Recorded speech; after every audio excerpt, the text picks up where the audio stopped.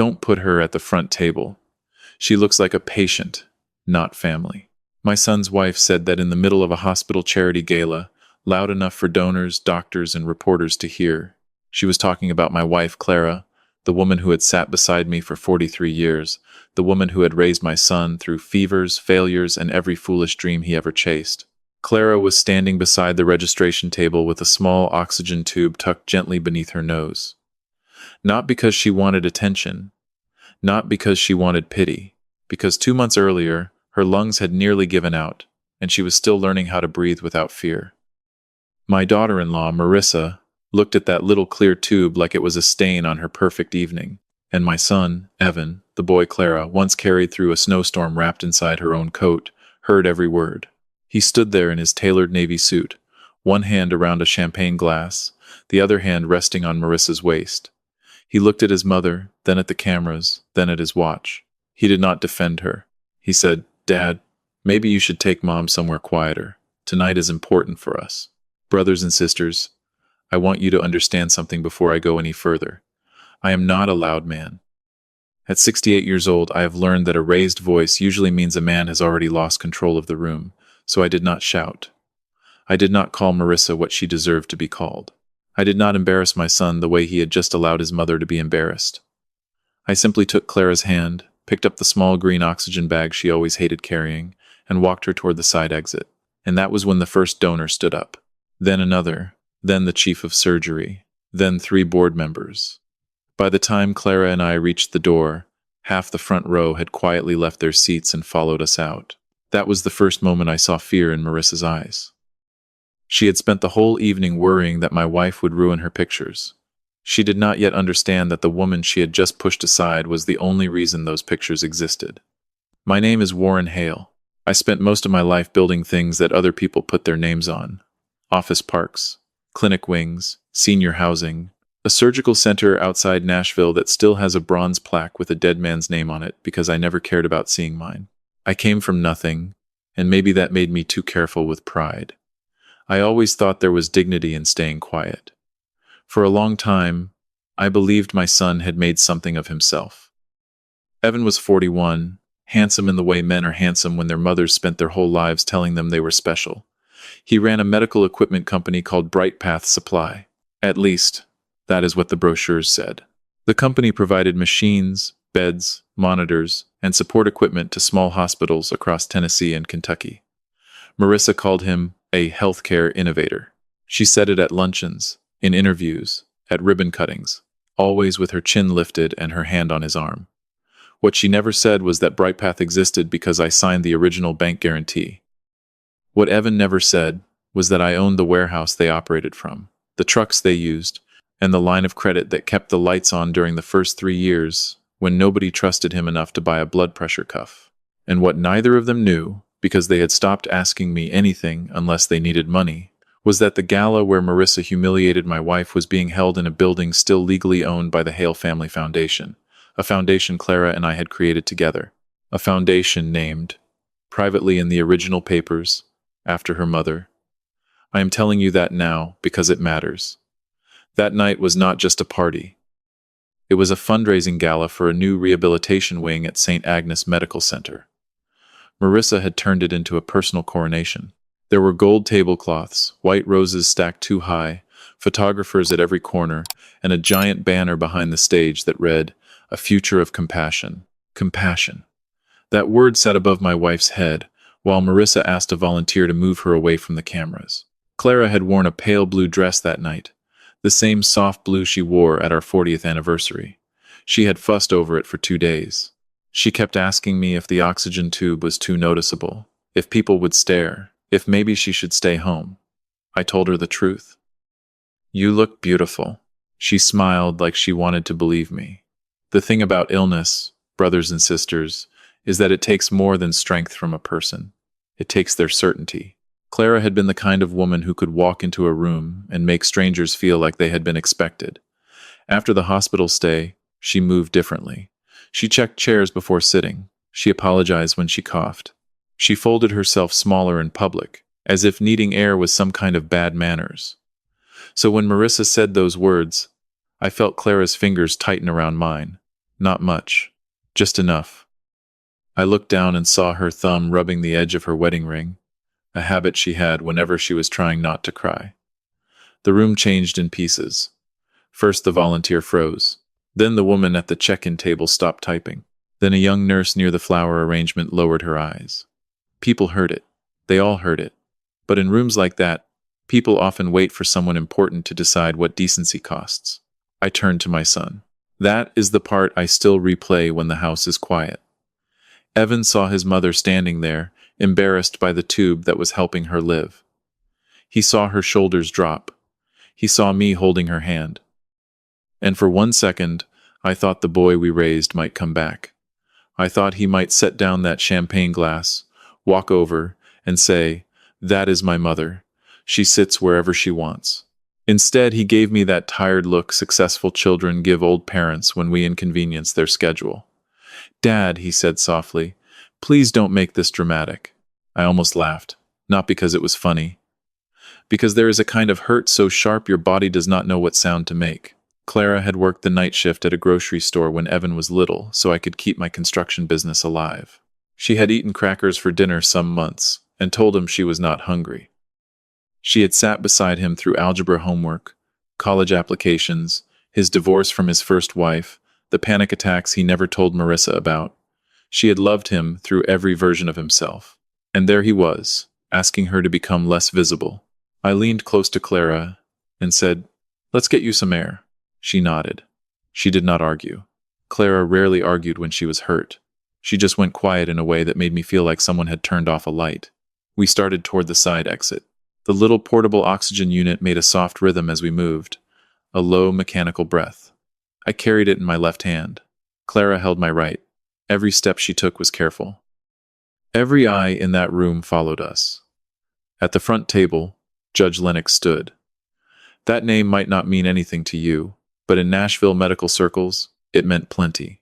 Retired judge, hospital board chair, a man donors returned calls for. He folded his napkin once, laid it beside his plate, and walked after us without saying a word. Then Dr. Priya Mendel, the chief of surgery, rose from her chair. Then Calvin Brooks, who had pledged $3 million that evening. Then Mrs. Whitaker, whose family name was carved into half the buildings in that city. One by one, they stood and followed Clara out. No speeches, no shouting, just chairs scraping softly against polished floor. That sound did more damage than anything I could have said. By the time we reached the hall, the gala had gone hollow behind us. I heard Marissa whisper, "Where are they going?" Her voice had lost its shine. In the hallway, Judge Lennox touched Clara's shoulder with a tenderness I will never forget. "Mrs. Hale," he said, "you have my apologies. That should never have happened in a building built for healing." Clara tried to smile. "I didn't want to cause trouble." Dr. Mendel shook her head. "You didn't." I looked through the open doors at my son. He was standing beside Marissa, pale now, his glass still in his hand. He looked smaller than he had 10 minutes before. That night, I drove Clara home through a slow spring rain. She watched the drops slide down the window. She did not speak until we were almost at the house. "Was it the tube?" she asked. 4 words. That was all. Not, "How could she?" Not, "Why didn't Evan say something?" Not, "What did I do?" Just, "Was it the tube?" I kept both hands on the wheel because, if I had reached for her then, I might have broken down.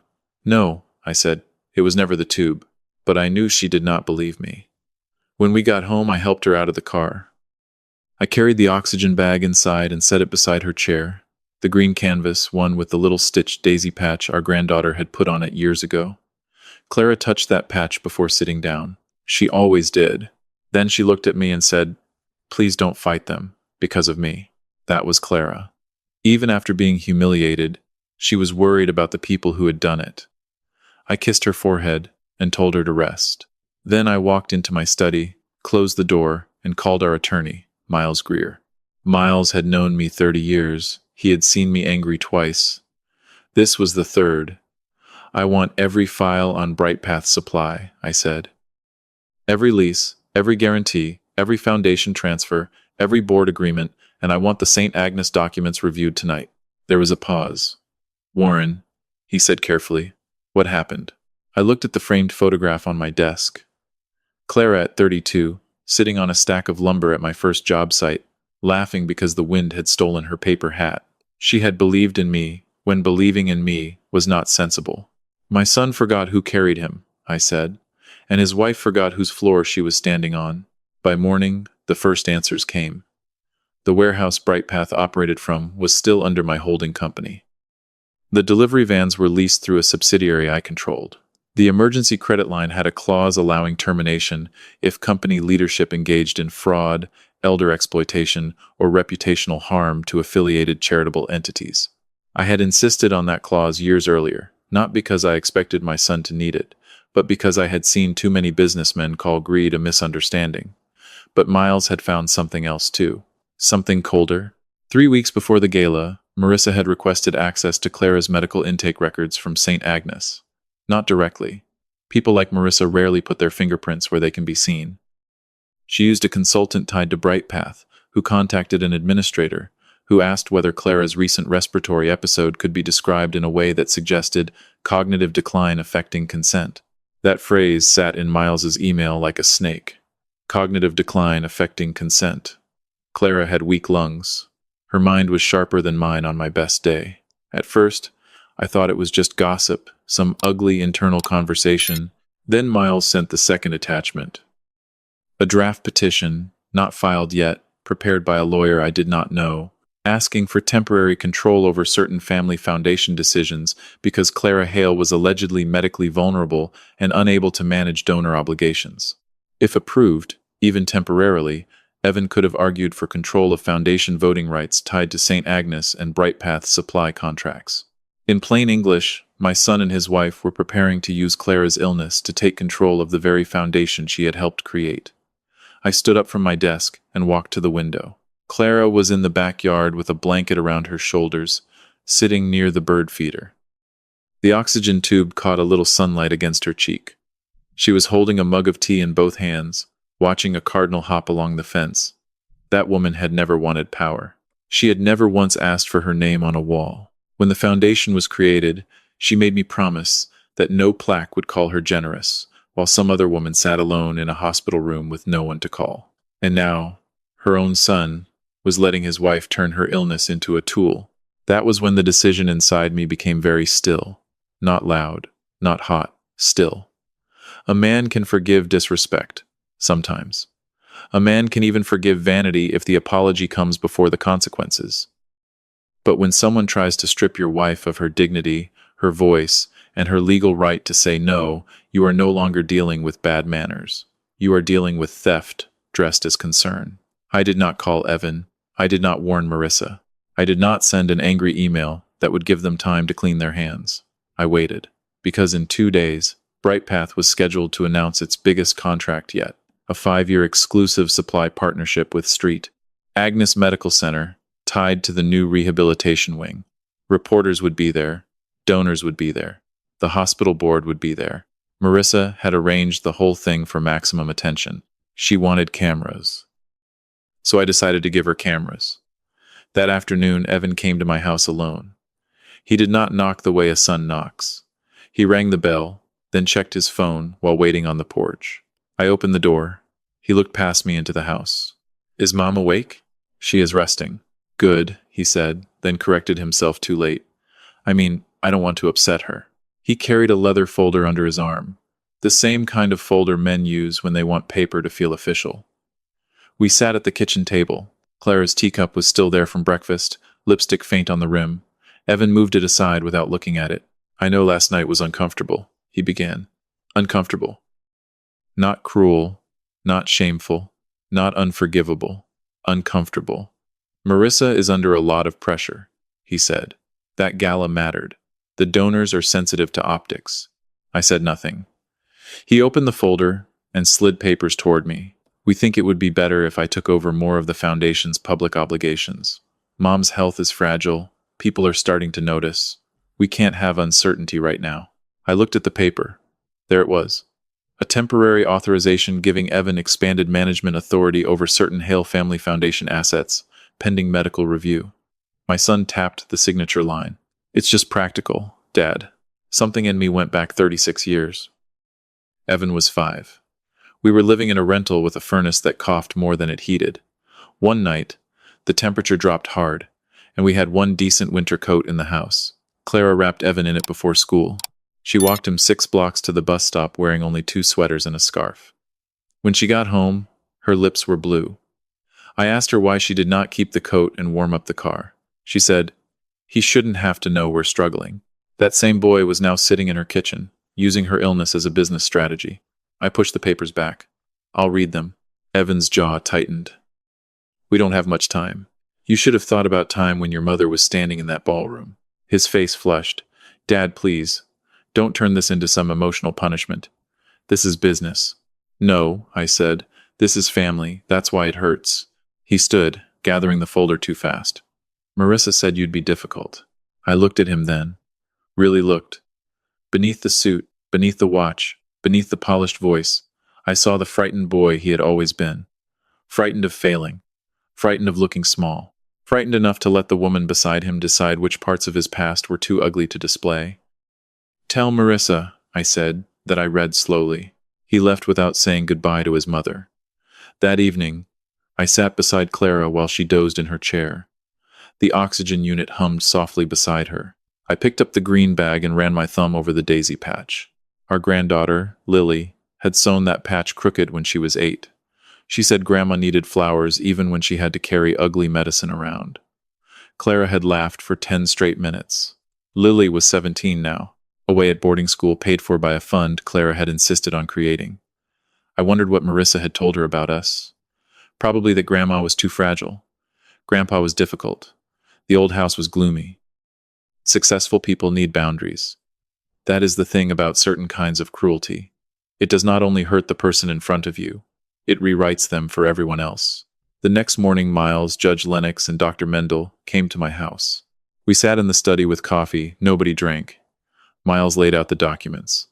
Judge Lennox read quietly, his mouth tightening line by line. Dr. Mendel confirmed that Clara's records had been accessed improperly and that someone had tried to influence the language of her evaluation. "Can you prove intent?" I asked. Dr. Mendel placed a printed email on the desk. There was Marissa's name, not as sender, but in the forwarded chain. Careless arrogance had done what guilt often does. It had assumed nobody important would read the small print. Judge Lennox removed his glasses. "Warren," he said, "how do you want to handle this?" I looked toward the living room, where Clara was humming softly with the radio. Old hymn music, her mother's favorite. I want the truth told where the lie was supposed to profit. Nobody argued. The announcement ceremony took place at the Belmead Grand Hotel in a ballroom brighter and colder than the one before. White lights, blue banners, a row of cameras. A stage with 2 leather chairs and a polished table where Evan and the hospital president were supposed to sign the partnership agreement. The backdrop read, "Bright Path and St. Agnes, building care together." I arrived 20 minutes late through the service entrance. No tie, gray suit, old shoes. I carried Clara's green oxygen bag folded under my arm, empty now, with the daisy patch facing inward. Clara was not with me. She had chosen not to come. Not because she was afraid.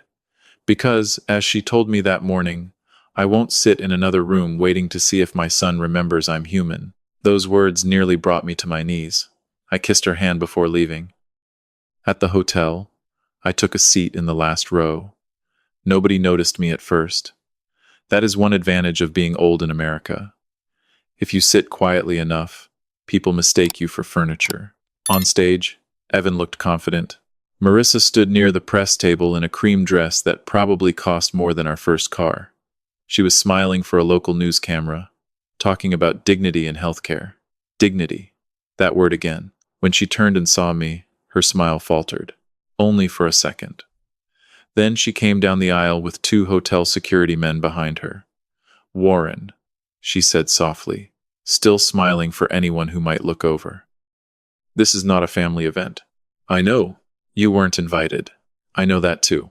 Her eyes moved to the green bag under my arm. Her face hardened.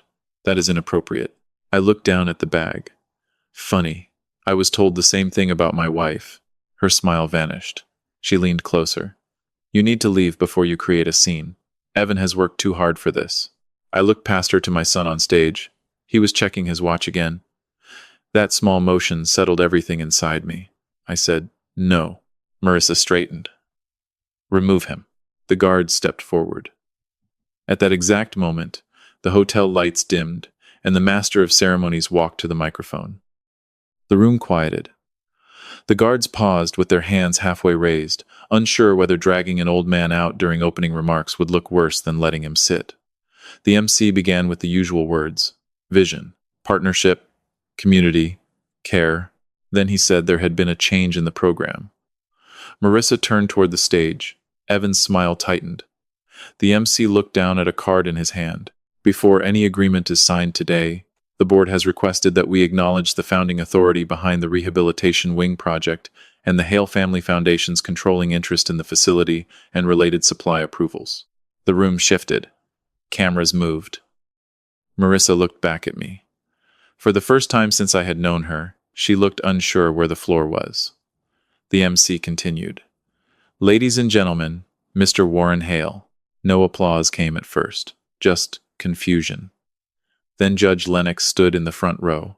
Dr. Mendel stood beside him. Calvin Brooks stood. Mrs. Whitaker stood. One by one, the donors from the gala rose again, and this time the entire room understood that their standing was not courtesy. It was a verdict. The guards backed away from me. I stood slowly, holding Clara's green oxygen bag in my left hand. I walked down the aisle without rushing. Every step sounded too loud in that polished room. Evan stared at me as if he were seeing a stranger wearing his father's face. When I reached the stage, the hospital president stepped aside. His expression told me he had already read enough. I took the microphone. "My wife could not be here today," I said. 2 nights ago, she was told she did not belong at the front table because needing help to breathe made her bad for the photographs. The room went still. Marissa's face drained of color. I held up the green bag. "This is hers. Our granddaughter sewed that little flower on it years ago so Clara would not feel ashamed carrying something that helped keep her alive. I brought it today because some people in this room forgot that medical equipment is not an embarrassment. It is a bridge between fear and another morning." A camera clicked. Then another. I looked at Evan. My son knew what was said. He did not correct it. His mouth opened, but no words came. I laid the bag on the signing table, right where the contract was supposed to go. Then Miles walked onto the stage with a folder. I did not shout. I did not insult Marissa. I did not need to. Truth, when properly documented, has its own voice. I explained that Bright Path's warehouse, fleet, and emergency credit line remained under entities I controlled. I explained that the supply partnership required foundation approval, and that approval was being withdrawn pending investigation. I explained that foundation documents could not be transferred under pressure, and that any attempt to exploit Clara's medical condition would be treated as elder financial abuse. Marissa tried to step forward. "This is a private family dispute," she said. Judge Lennox's voice came from the front row. "Not anymore." Miles opened the folder. He presented the email chain, the draft petition, the unauthorized request for Clara's medical records, the language about cognitive decline, the consultant tied to Bright Path, the administrator who had already agreed to cooperate with an internal investigation. By the time he finished, nobody was looking at me. They were looking at Marissa. She tried to speak twice. Both times, nothing came out clean, just pieces.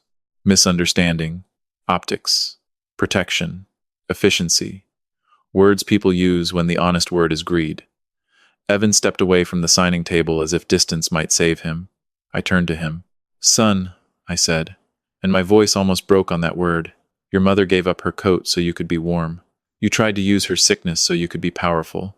There is no business success in this world that can cover that kind of failure." His eyes filled then. Not because he was sorry yet. I knew the difference. He was watching the life he had built begin to separate from him. The hospital president removed the unsigned contract from the table. "Street Agnes is suspending all partnership discussions with Bright Path Supply, effective immediately," he said. A murmur moved through the ballroom. Reporters surged toward the stage. Marissa looked at the cameras and finally understood the thing she feared most had happened. Not poverty, not old age, not illness, exposure. She had spent years building a perfect image, and it had cracked in public. I picked up Clara's green bag from the table and walked off the stage. Evan called after me once. "Dad?" I stopped, but did not turn around. He said, "What are we supposed to do now?" I looked back then. He looked 5 years old for half a second, lost, waiting for someone else to fix the cold. "You start," I said, "by telling the truth." Then I walked out. The collapse did not happen in a single dramatic explosion. Real life is usually crueler than that.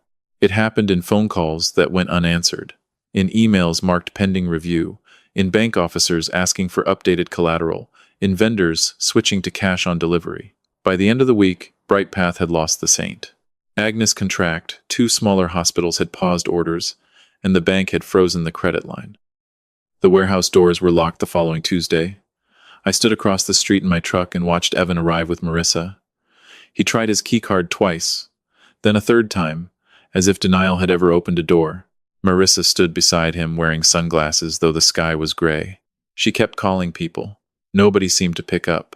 A moving crew removed equipment that belonged to my holding company. Monitors, beds, packing crates. The vans were driven away one at a time. Evan sat on the curb. Marissa stayed standing. Pride can remain upright long after everything else has fallen. I felt no joy watching them. That might disappoint some of you. Maybe you want me to say I smiled. Maybe you want fire. But all I felt was the heavy sadness of a man looking at ruins and recognizing the child who used to build block towers on the kitchen floor. The boy was still in there somewhere, but I could no longer burn my wife's peace to keep him warm. If you've stayed with me this long, brothers and sisters, tell me something in the comments. Comment 1 if you think I did the right thing. Comment 2 if you think a father should have given his son one more chance. Comment 3 if you think I should have acted sooner. And tell me where you're listening from tonight. I read those places. I really do. They remind me how many families carry the same wounds in different houses. 2 weeks later, the storm came. Not a gentle rain. A hard Tennessee storm that rattled the windows and turned the backyard into mud. Clara and I were in the living room. She was knitting a yellow blanket for a baby at church. The oxygen unit sat beside her chair, quiet for once, because she was having a good breathing day. Then someone pounded on the front door. Clara's hands stopped. The pounding came again. I knew before I opened the curtain. Evan stood on the porch, soaked through, hair plastered to his forehead, no suit jacket, no polished watch. Marissa stood behind him, with her arms wrapped around herself, shivering in the rain. Her makeup had run beneath her eyes. For once, she looked exactly like what she was, a frightened woman who had built her safety out of other people's silence. Evan saw me through the glass. "Dad!" he shouted. "Please, we need to talk." Clara tried to stand. That is what mothers do, even after the knife. Their bodies remember the child before their hearts remember the wound. I placed a hand gently on her shoulder. She looked up at me, tears already forming. "He's cold," she whispered. "I know. He's our son. I know that too." The pounding softened. Evan pressed his forehead to the door. "Mom, I'm sorry. Please, I'm sorry. We have nowhere to go." Marissa was crying behind him. Maybe truly. Maybe because the storm was cold and the world had stopped answering her calls. I could not tell anymore, and that was part of what she had destroyed. Trust is not just believing someone. Trust is knowing which tears are real. Clara covered her mouth with trembling fingers. For a long time, none of us moved. Then she did something I did not expect. She reached for the oxygen bag beside her chair, the green one with the daisy patch, and held it in her lap. "Open the small window," she said. I looked at her. "Clara, just the window." I raised the narrow side window beside the door. Rain blew against my sleeve. Evan turned toward it. "Mom?" Clara's voice was weak, but it was steady. "I forgive you for being ashamed of me," she said. Evan started sobbing. "But I will not let you use my forgiveness as a place to hide from what you did." He went silent. She held the green bag against her chest. "This helped me breathe when I was afraid. Your father carried it when I was too tired. Lily put a flower on it because she didn't want me to feel ugly. And you let your wife treat it like trash." Marissa lowered her head.